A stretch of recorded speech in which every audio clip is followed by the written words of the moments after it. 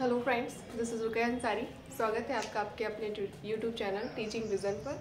बेटा, आपका जो यूट्यूब चैनल था आर के ऑफिशियल, कुछ टेक्निकल प्रॉब्लम के कारण, कुछ इशू होने के कारण इसका नाम चेंज किया गया है। तो आप लोग इस चैनल को टीचिंग विज़न के नाम से इसको आप सर्च कर सकते हैं, ठीक है। आई होप आपके लिए जो मैं एक अपॉर्चुनिटी लेकर आई हूँ आपके टीचिंग एग्ज़ाम के लिए, UP TET and super TET exam के लिए। तो आप लोग इस एग्ज़ाम जो भी आप तैयारी कर रहे हैं इस एग्ज़ाम की, बहुत अच्छे से आप इस एग्ज़ाम की तैयारी कर सके। मेरा एक ही उद्देश्य है कि जो बच्चे हमारे टीचिंग प्रोफेशन से जो जुड़ रहे थे लेकिन अब जो है किसी कारण वैकेंसी ना होने के कारण या उनको बेस्ट अपॉर्चुनिटी ना मिलने के कारण वो अपनी जो भी टीचिंग प्रिपरेशन कर रहे थे वो छोड़ने लगे हैं। तो उन्हीं बच्चों के लिए आप लोग फिर से तैयार रहिए। फिर से आप लोगों को कुछ ना एक नई वैकेंसी देखने को मिल रही है, आपको जल्दी देखने को मिलेगी। तो अपनी तैयारी बहुत अच्छे से बनाए रखिए और जो भी एफर्ट्स किए जा रहे हैं आपकी पढ़ाई के लिए, आप लोग इतना टाइम तक स्ट्रगल करके आए हो, 4 साल से स्ट्रगल कर रहे हो और लास्ट मोमेंट पर आकर आप लोग डीमोटिवेट हो रहे हो, अपने होपलेस हो रहे हो कि वैकेंसी नहीं आने वाली है। तो बेटा, इस चीज़ को माइंड से निकाल दो, वैकेंसी जरूर आएगी और अपनी तैयारी बहुत अच्छे से बना के रखिए। जिस तरह KVS ने अपना एग्ज़ाम कंडक्ट करवाया, KVS ने एक कह सकते हो शॉर्ट टाइम में, बहुत ही कम टाइम में अपनी वैकेंसी को पूर्ण किया है, इसी तरह से आपकी सुपर टेट की वैकेंसी देखने को मिलेगी। तो आप लोग तब पछताने का आपके पास कुछ रीज़न नहीं होगा कि नहीं मेरे पास टाइम नहीं था, मैं करंट नहीं पढ़ पाई, मैं ये नहीं कर पाई, मैं साइकोलॉजी छूटा हुआ है। तो अभी से आप लोगों के लिए तैयारी स्टार्ट कीजिए। आपको कह सकते हो लास्ट मंथ में वैकेंसी देखने को 101% मिलेगी। तो इस तरह से अपने आप को डीमोटिवेट ना करें और अपनी तैयारी को स्टार्ट कर दें और अपनी तैयारी को एक कह सकते हो नए मोड़ पर ले आएं। तो उसी के लिए हमारी पूरी टीम आपके लिए प्रयासरत है, आपके लिए पूरी तत्पर है, जिसके लिए जो बच्चे अपने कह सकते हो तैयारी से पिछड़ रहे हैं वो अपनी तैयारी को आगे बनाएं। और कंपटीशन जो आप लोग अभी देखते आ रहे हो कि 4 साल में कितना कंपटीशन बढ़ा है, तो बहुत ज़्यादा कंपटीशन को हमें बहुत ज़्यादा फाइट करनी पड़ेगी। तो ये नहीं कह सकते कि नहीं मैं जब एग्ज़ाम आ जाएगा तब तैयारी करेंगे। तो तब तैयारी करने का मीन्स होता है कि सिर्फ एग्ज़ाम को क्वालिफाइड करना, नॉट सिलेक्शन लेना। अगर आप पहले से तैयारी करते हो तो उसका मीन्स होता है कि आप सिलेक्शन लेने के लिए तत्पर हो, नॉट क्वालिफाइड होने के लिए। क्वालिफाइड नहीं होना है, सिलेक्शन लेना है हमें। अगर 150 मार्क्स का पेपर होता है तो हम लोगों को अभी से तैयारी करके अपना स्कोर बढ़ाना है। 110 120 पे हम लोगों को नहीं आके रुक जाना है, स्टेबल नहीं होना है, हमें निरंतर प्रयासरत रहना है कि हमें अगर 10,000 भी वैकेंसी आए तो एक सीट मेरी हो उसमें। इस तरह से आप लोग अभी से मोटिवेट रहिए और अपनी तैयारी को बढ़ाइए और अपनी तैयारी बहुत अच्छे से कीजिए। तो जो हम प्रयास कर रहे हैं आपके लिए, आप भी ही अपने लिए उतना ही प्रयास करें और अपनी तैयारी बेहतर बनाएं। तो आपके लिए जो भी टॉपिक रहेंगे साइकोलॉजी से रिलेटेड, जो भी सब्जेक्ट अदर है, मैं पूरी कोशिश करूंगी कि आपको ऑनलाइन माध्यम से आप तक पहुंचाए जा सके और आप लोग अपनी कह सकते हो वैकेंसी जो है वो ठीक ढंग से पूर्ण कर सकें और अपनी तैयारी बहुत अच्छे से कर सकें। तो आज के लिए बस इतना ही। तो आप लोग अपने आप को होपलेस ना होने दें, डिमोटिवेट ना होने दें और अपनी तैयारी बहुत अच्छे से बनाएं। जितना मैं एफर्ट्स कर रही हूँ, आई होप आप लोग भी उतना एफर्ट्स करें, अपने लिए, खुद के लिए करें। मैं आपके लिए कर रही हूँ, आप अपने खुद के लिए करें। चाहे अगर आप दिन में 2 घंटे नहीं पढ़ते हैं, आप लोग एक रूटीन बना लें कि हमें कह सकते हो 40 मिनट पर डे पढ़ना है।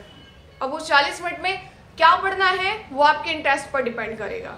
जैसे कि बेटा आप लोग जैसे कि कॉन्स्टिट्यूशन जैसे सब्जेक्ट है, हिस्ट्री है, आपका कह सकते हो ज्योग्राफी है, ये चीज़ नहीं होता है तो इनको एक नोट्स के तौर पर तैयार करें। क्योंकि एग्ज़ाम टाइम क्या होता है कि हम लोग यहाँ से PDF, वहाँ से PDF, बहुत सारी चीज़ें होती हैं, तो हमें वो सारी चीज़ों को नहीं करना है, PDF नहीं खेलनी है, अभी से अपनी तैयारी बनाए रखनी है।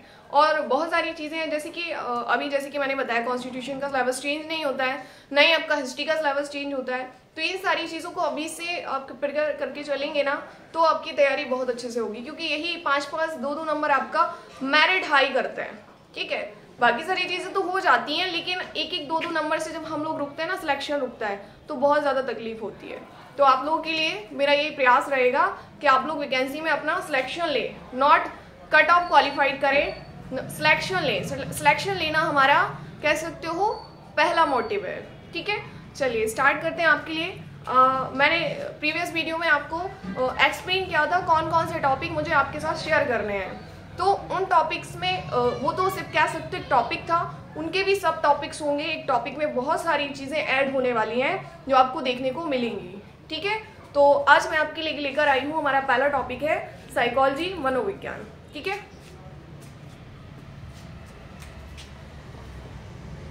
फिलॉसफी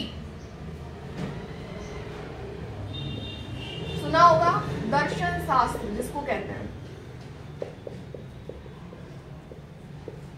दर्शन शास्त्र क्या होता है? जब व्यक्ति अपने विचारों को, दर्शन का मतलब होता है दर्शाना, आपके जो विचार हैं, आपके जो हाव भाव हैं, उनको आप किस तरह व्यक्त कर रहे हो, आपका व्यवहार करने का तरीका क्या है, आप किस तरह अपने विचार बाहर दूसरों के सामने समक्ष प्रस्तुत कर रहे हैं, तो वो क्या कहलाता है? दर्शन शास्त्र कहलाता है। आपके किसी दूसरे व्यक्ति के बारे में क्या विचार हैं, क्या थॉट्स हैं, आप किस तरह उनके बारे में सोचते हैं, किस तरह आप उनके सामने व्यवहार व्यक्त करते हैं, आप किस तरह अभिव्यक्ति लाते हैं उनके सामने समक्ष, तो वो क्या कहलाता है? दर्शन शास्त्र कहलाता है। तो दर्शन शास्त्र की एक शाखा है, दर्शन शास्त्र से ही निकला है हमारा मनोविज्ञान। क्या निकला है?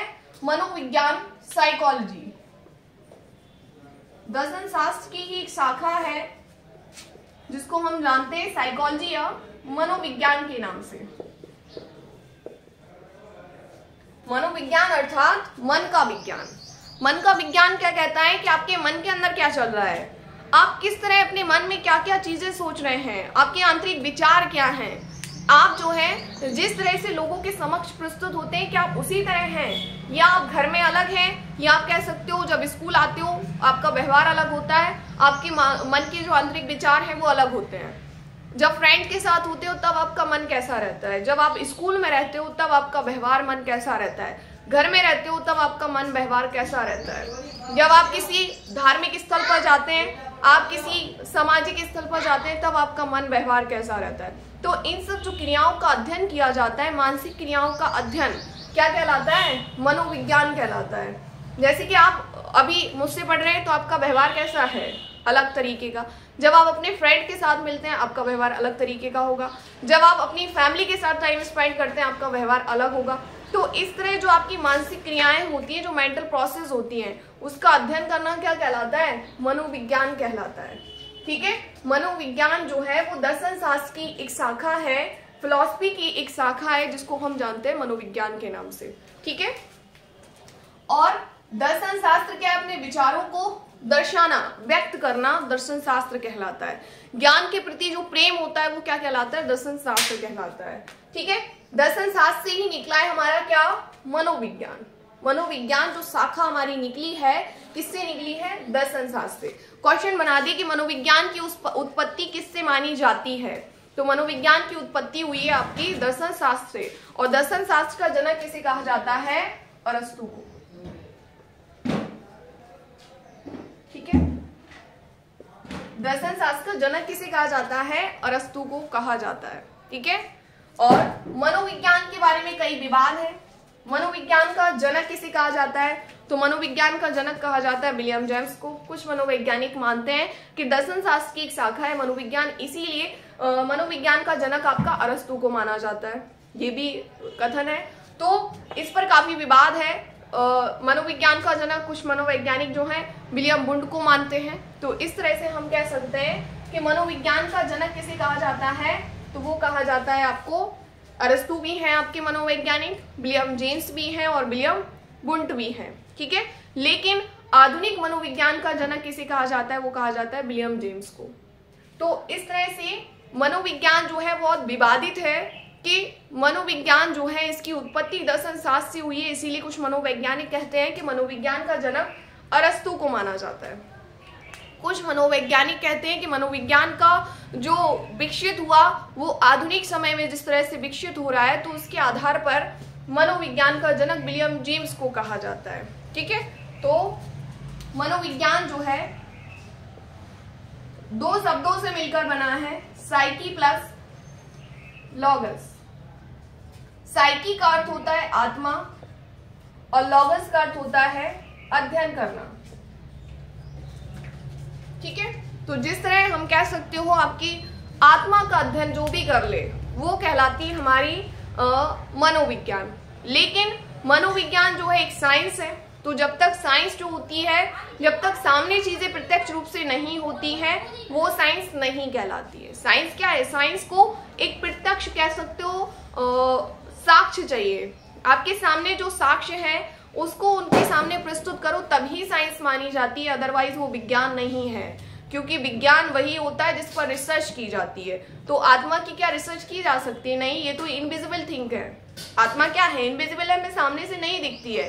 तो सबसे पहले जब ये दर्शन शास्त्र से निकला मनोविज्ञान, तो इसको दो पार्ट में डिवाइडेड किया गया।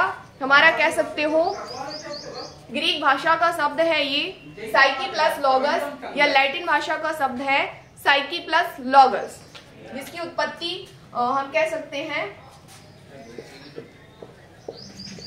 लैटिन भाषा का शब्द है हमारा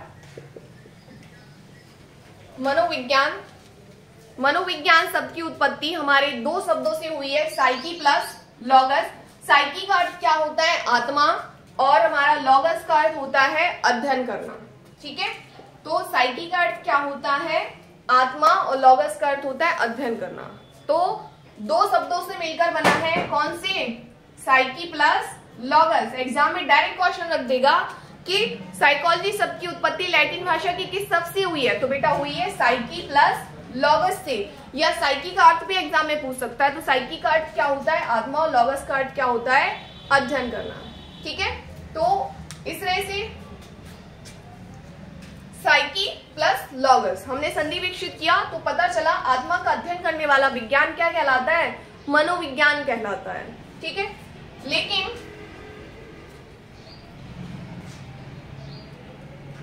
क्या हम आत्मा का अध्ययन कर सकते हैं? नहीं कर सकते। तो फिर बाद में ये चेंज हुआ, आत्मा का विज्ञान, बाद में आया मन का विज्ञान, फिर आया चेतना का विज्ञान, फिर आया हमारा व्यवहार का विज्ञान।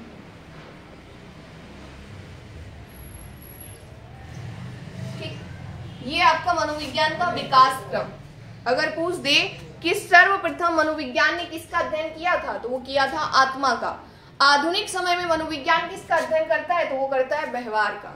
व्यवहार का विज्ञान कहने वाला जो विज्ञान है वो कौन है? मनोविज्ञान है।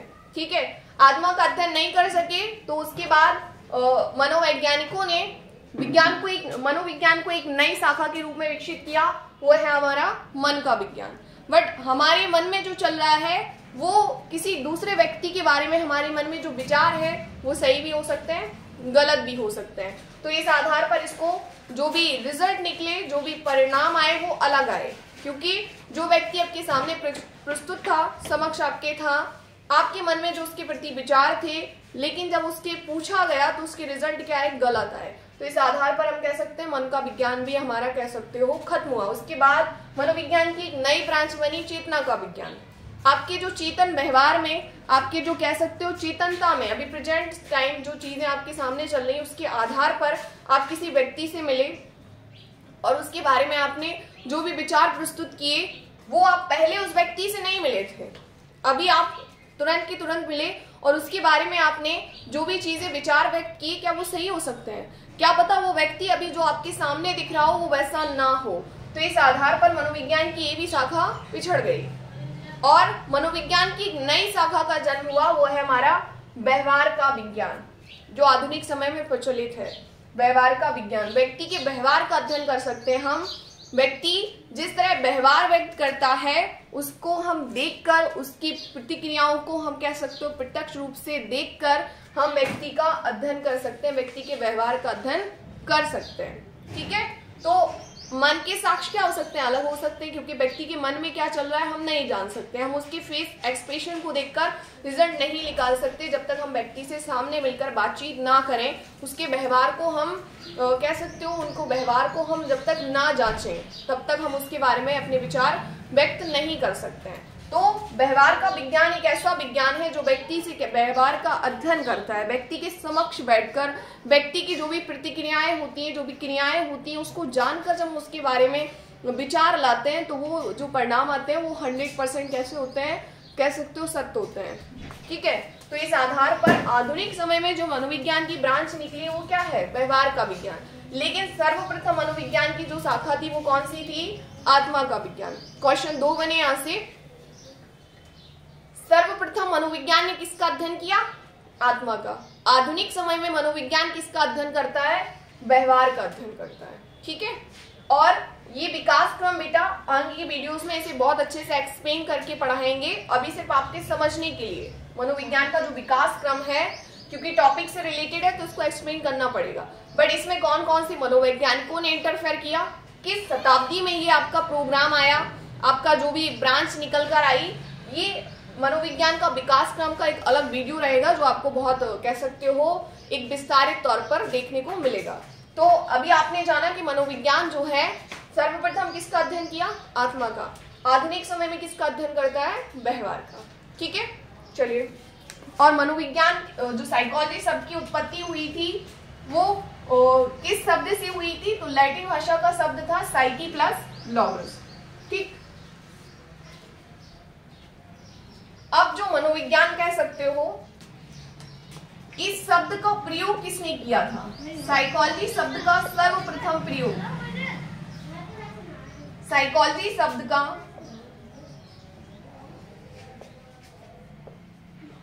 सर्वप्रथम प्रयोग रुडोल्फ गुइकिल ने, किसने किया था, रुडोल्फ गुइकिल ने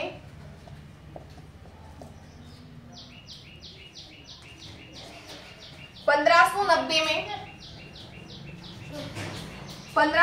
में साइकोलॉजिया नामक पुस्तक में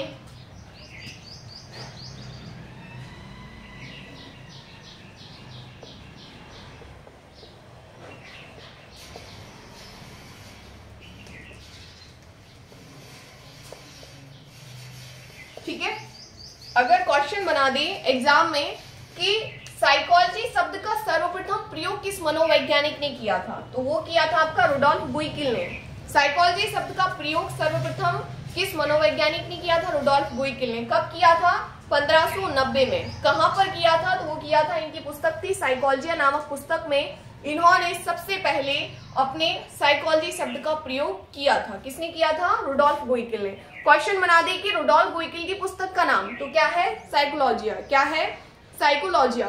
लेकिन जो साइकोलॉजिया नामक पुस्तक है ये कब आई थी, तो आई थी 1590 में। और 1590 में ही इन्होंने साइकोलॉजी शब्द का सर्वप्रथम प्रयोग किया था। किसने किया था, रुडोल्फ गुइकिल ने। ठीक है, 3 क्वेश्चन बनते हैं यहाँ से। साइकोलॉजी शब्द का सर्वप्रथम प्रयोग किसने किया, रुडोल्फ गुइकिल ने। कब किया, 1590 में। इनकी पुस्तक का नाम क्या था, तो वो था आपका साइकोलॉजिया। ठीक है, चलिए आगे देखते हैं।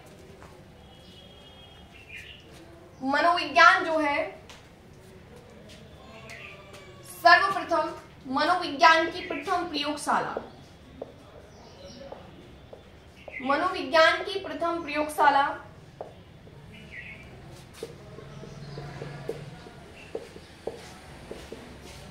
मनोविज्ञान की प्रथम प्रयोगशाला किसके द्वारा स्थापित की गई थी, तो ये की गई थी 1879 में विलियम वुंड के द्वारा।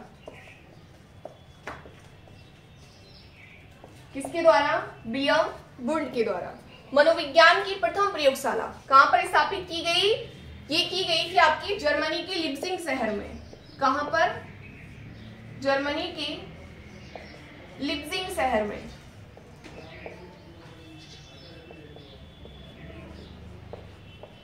मनोविज्ञान की प्रथम प्रयोगशाला कहां स्थापित की गई, जर्मनी के लिप्जिंग शहर में। कब की गई, 1879 में। किसके द्वारा की गई, तो वो की गई थी विलियम वुंड के द्वारा।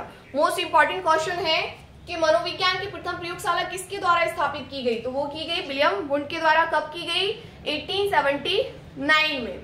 और कहां पर की गई, तो जर्मनी के लिप्जिंग शहर में। कहां पर की गई, जर्मनी के लिप्जिंग शहर में। अच्छा, मनोविज्ञान की पहली प्रयोगशाला स्थापित करने के कारण प्रयोगात्मक मनोविज्ञान का जनक किसे कहा जाता है,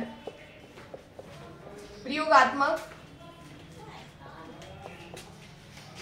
मनोविज्ञान का जनक, ये कहा जाता है आपका विलियम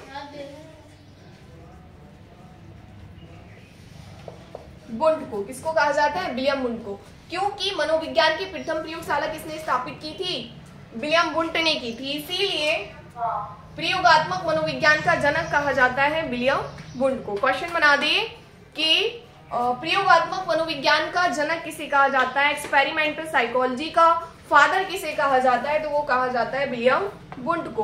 कब इन्होंने पहली प्रयोगशाला स्थापित की थी? 1879 में। और कहां पर की थी? जर्मनी के लिप्जिंग शहर में।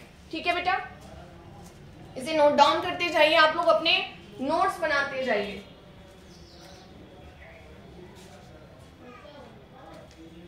अपने इसको नोट्स के तौर पर तैयार करते जाइए, जिससे आपके टॉपिक भी क्लियर होते रहेंगे। और जब आप लोग इसकी सेल्फ नोट्स बनाते हैं तो आप लोग सेल्फ नोट्स जो होते हैं तो बेस्ट नोट होते हैं। ये नहीं कि आपने कॉपी करवा ली जिससे आपकी चीजें क्लियरेशन नहीं होती हैं। आपके माइंड में किस तरह से चीजें एब्जॉर्ब हो रही हैं वो आप ही जान सकते हैं। कोई दूसरा जो है उसके माइंड में है बट वो उसने नोट्स में नहीं नोट किया, लेकिन आप जब खुद से नोट्स बनाएंगे तो आपकी तैयारी बहुत अच्छे से होगी। तो इसीलिए मैं एक सीरीज वाइज टॉपिक लेकर आई हूँ कि आपको नोट्स बनाने में भी प्रॉब्लम नहीं होगी। तो इसको साथ साथ नोट भी करते जाइए और अपने नोट्स बहुत अच्छे से क्लियर कीजिए।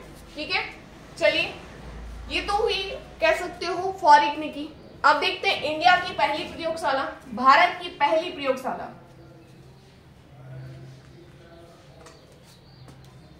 अगर पूछ दे कि भारत की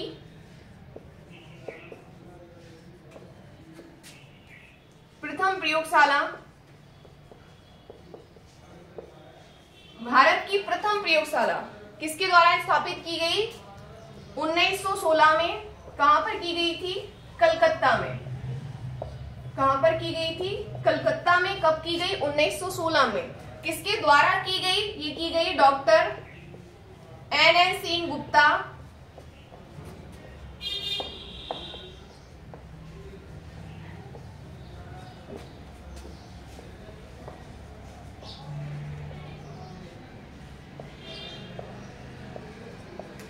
व राधा कमल मुखर्जी के द्वारा। किसके द्वारा? Doctor N Sen Gupta. N का मतलब है नरेंद्र नाथ सेन गुप्ता और राधा कमल मुखर्जी के द्वारा आपकी मनोविज्ञान की प्रथम प्रयोगशाला स्थापित की गई थी। भारत की प्रथम प्रयोगशाला कब स्थापित की गई? 1916 में। कहां पर की गई? कलकत्ता में। किसके द्वारा की गई? तो वो की गई थी doctor N Sen Gupta and Radha Kamal Mukherjee के द्वारा। ठीक है, क्वेश्चन पूछ दे कि मनोविज्ञान की पहली प्रयोगशाला कहां पर स्थापित की गई थी? तो वो की गई थी जर्मनी के लिप्जिंग शहर में 1879 में विलियम वुंड के द्वारा। प्रयोगात्मक मनोविज्ञान का जनक किसे कहा जाता है? तो वो कहा जाता है विलियम वुंड को। क्वेश्चन में पूछ दे कि भारत की प्रथम प्रयोगशाला कहाँ स्थापित की गई थी? तो वो की गई थी कलकत्ता में। कब की गई थी? 1916 में। किसके द्वारा? डॉक्टर एन सेन गुप्ता और राधा कमल मुखर्जी के द्वारा। चलिए,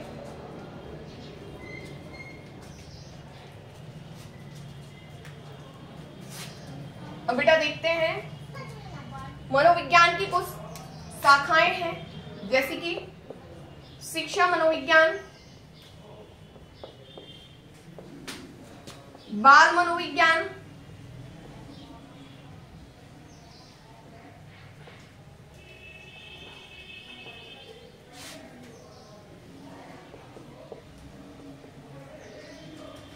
और विकासात्मक मनोविज्ञान।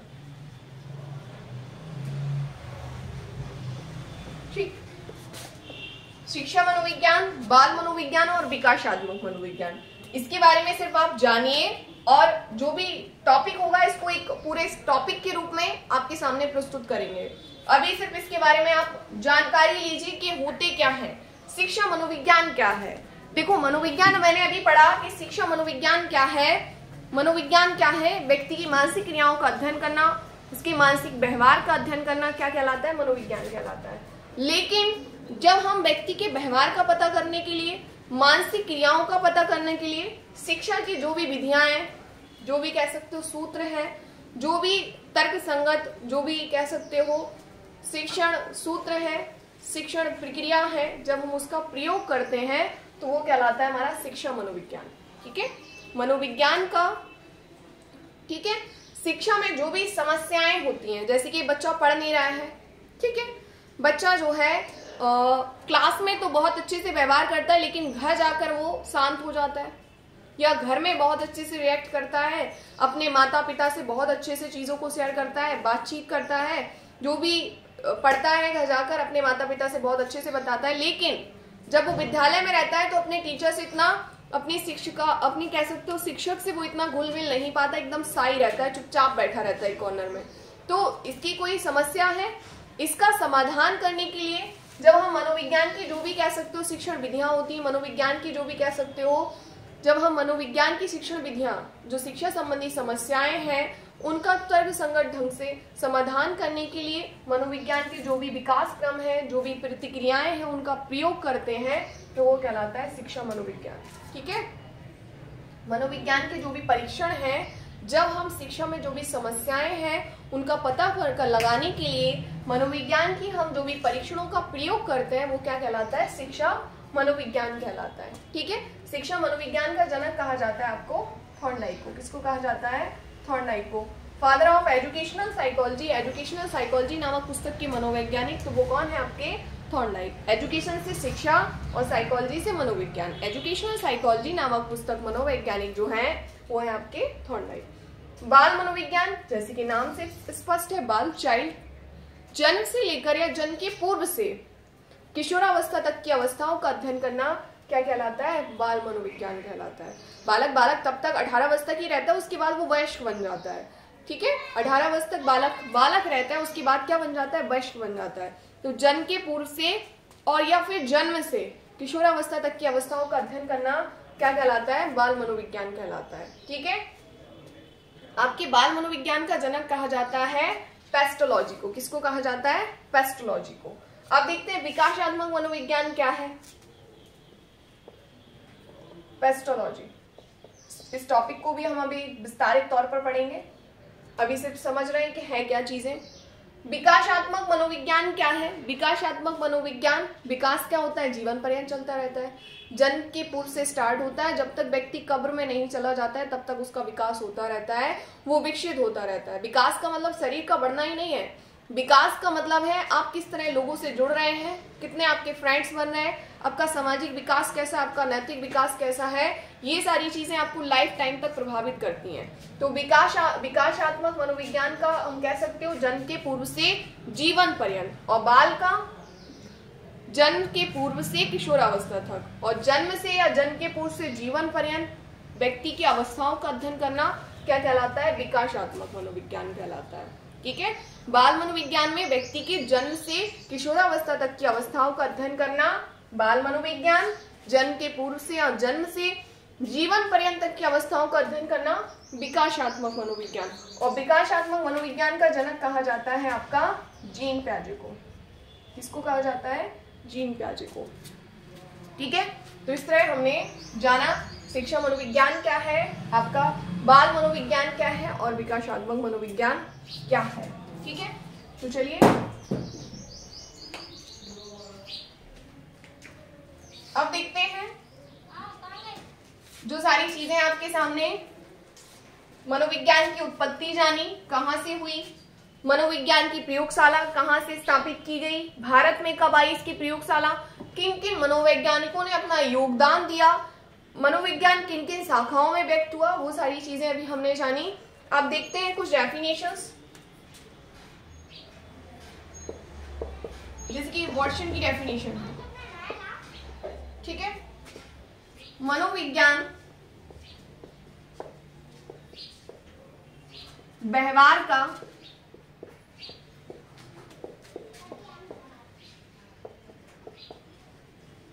सकारात्मक या शुद्ध विज्ञान है। इसका कथन है वॉटसन का। ठीक है। मनोविज्ञान व्यवहार का सकारात्मक या शुद्ध विज्ञान है। जो भी व्यक्ति व्यवहार व्यक्त करता है, जिस तरह वो व्यवहार व्यक्त कर रहा है उसी तरह हम उसके बारे में अध्ययन करें तो वो क्या कहलाता है? मनोविज्ञान कहलाता है। तो ये किसने दी है डेफिनेशन? वॉटसन ने। आप लोग इसको ऐसे भी याद रख सकते हो, बा से व्यवहार और बॉ से वॉटसन। क्वेश्चन इजी हो गया हमारे लिए। मनोविज्ञान व्यवहार का सकारात्मक या शुद्ध विज्ञान है, किसका कथन है? वॉटसन का। और हम लोग इसको ऐसे भी याद रख सकते हैं क्योंकि व्यवहारवाद का जनक किसी कहा जाता है? व्यवहारवाद का जनक, फादर ऑफ बिहेवियरिज्म। जब हम लोग साइकोलॉजी, स्कूल्स ऑफ साइकोलॉजी पढ़ेंगे तब हम जानेंगे कि व्यवहारवाद क्या है। तो व्यवहारवाद का जनक कहा जाता है हमारा वॉटसन को। किसको कहा जाता है? वॉटसन को। फादर ऑफ बिहेवियरिज्म या व्यवहारवाद नामक पुस्तक के मनोवैज्ञानिक कौन है? तो वो है आपके वॉटसन।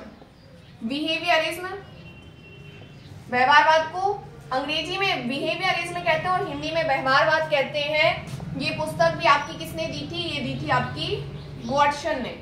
किसने दी थी? वॉटसन ने। तो हमने इसको ऐसे भी याद रखा कि व्यवहारवाद का जनक किसे कहा जाता है? वॉटसन को। फादर ऑफ बिहेवियरिज्म या बिहेवियरिज्म नामक पुस्तक के मनोवैज्ञानिक वॉटसन। डेफिनेशंस भी याद हो गई कि मनोविज्ञान व्यवहार का सकारात्मक या शुद्ध विज्ञान है। तो ये किसने कहा था? आपका वॉटसन ने।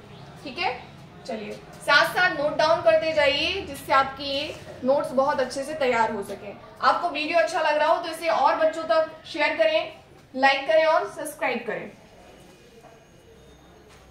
जिससे हम जो आपके लिए वीडियो लेकर आए तो हमारा मोटिवेट, जो हमें पढ़ा, जो आपके सामने चीजें प्रस्तुत कर रहे हैं उनका भी मोटिवेट हुए वो आपको पढ़ाने के लिए। तो आप लोग वीडियो को लाइक शेयर अवश्य करें और सब्सक्राइब भी करें। अब देखते हैं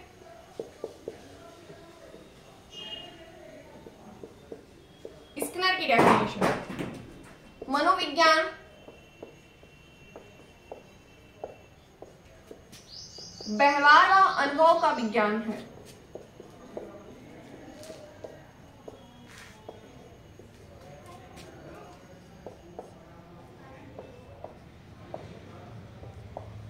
मनोविज्ञान व्यवहार व अनुभव का विज्ञान है। जब आप लोग डेफिनेशन लिखे तो इन दो शब्दों को अंडरलाइन कर लें। वॉटसन की डेफिनेशन में क्या शब्द आया था? सिर्फ व्यवहार। इनकी डेफिनेशन में क्या शब्द आया है? व्यवहार और अनुभव। मनोविज्ञान व्यवहार और अनुभव का विज्ञान है। किसका कथन है? स्किनर का। सीधी सीधी डेफिनेशन हुई। व्यवहार अनुभव शब्द आए तो स्किनर और सिर्फ व्यवहार शब्द आए तो वॉटसन। ठीक है, नेक्स्ट देखते हैं वुडवर्ड की डेफिनेशन। मनोविज्ञान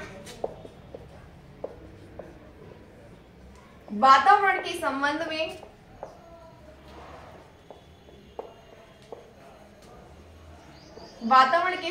में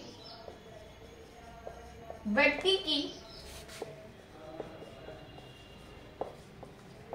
क्रियाओं का अध्ययन है।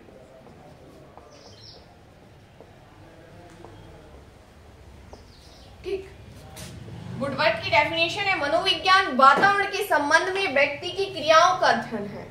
वातावरण शब्द आए तो डेफिनेशन रहेगी किसकी? वुडवर्ड की। किसकी रहेगी? वुडवर्ड की। मनोविज्ञान वातावरण के संबंध में व्यक्ति की क्रियाओं का अध्ययन है। किसने कहा है? वुडवर्ड ने। व्यवहार और अनुभव शब्द आए तो ये किसने कथन दिया है? आपका स्किनर ने। जब व्यक्ति जो भी अनुभव करता है लाइफ में, उसने जो भी एक्सपीरियंस लिए हैं, अपने एक्सपीरियंस के आधार पर व्यक्ति के व्यवहार का अध्ययन करता है तो वो है हमारा मनोविज्ञान। मनोविज्ञान वातावरण के संबंध में, जब वो वातावरण के समक्ष रहता है, उसको एब्जॉर्व करता है, उसको उसके समक्ष जो भी चीजें आती हैं, व्यक्ति के जब वो क्रियाओं का अध्ययन करता है तो वो कहलाता है हमारा मनोविज्ञान। ये किसने कहा है? वुडवर्ड ने। ठीक है, नेक्स्ट डेफिनेशन है हमारी। समझ में आ रही है ट्रिक? वॉटसन आए तो आपको क्या करना है? व्यवहार पर। ठीक है, स्किनर आए तो व्यवहार और अनुभव पर, और आपका वुडवर्ड आए तो वातावरण पर। ठीक है, नेक्स्ट है हमारा मैकडूगल।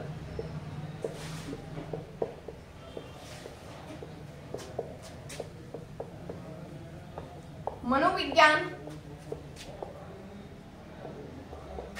व्यवहार व आचरण का विज्ञान है। किसका विज्ञान है? मनोविज्ञान व्यवहार व आचरण। अब देखिए आचरण, ठीक है, मतलब कह सकते हो हमारी मूल प्रवृत्तियां, हमारा आचरण। तो ये शब्द दिया है किसने? मैकडूगल ने। मैकडूगल ने ही मूल प्रवृत्तियों का सिद्धांत दिया था। आगे आने वाले टॉपिक्स में इसको हम ठीक ढंग से पढ़ेंगे।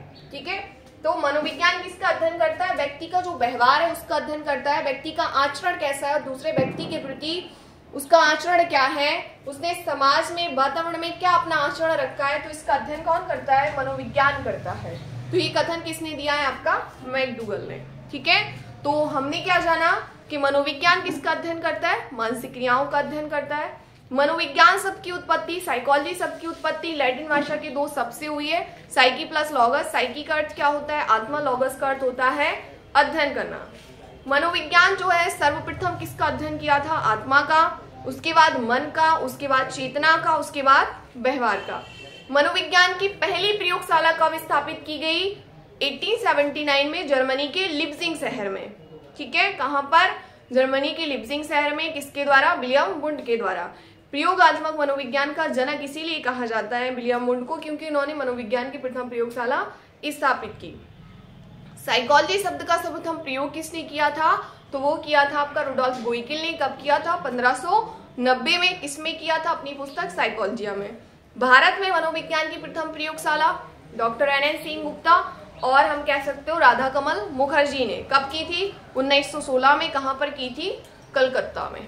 ठीक है, तो इस तरह हमने जाना क्या है क्या शिक्षा मनोविज्ञान, बाल मनोविज्ञान और विकासात्मक मनोविज्ञान।